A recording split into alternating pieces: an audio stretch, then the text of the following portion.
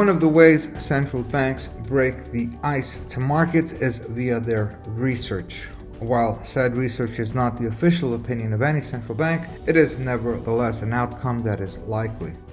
The latest research from the Federal Reserve Bank of New York, based on their DSGE model, is not good, and I quote from their recent blog.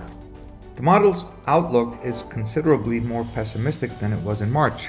It projects inflation to remain elevated in 2022 at 3.8%, up a full percentage point relative to March, and to decline only gradually towards a 2% thereafter, 2.5% and 2.1% in 2023 and 2024 respectively.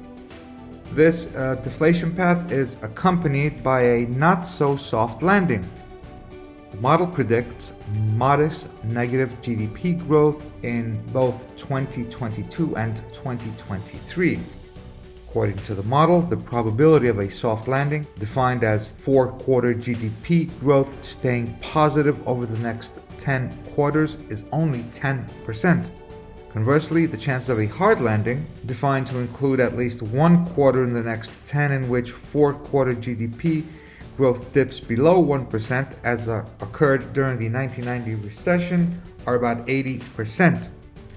So in other words, the New York Fed is telling us to expect 2 years of negative GDP growth, with the possibility of a 1990s recession at 80%. The above wording confirms my suspicion that the US economy is in worse shape than Mr. Powell is telling us, and that achieving a soft landing is far-fetched.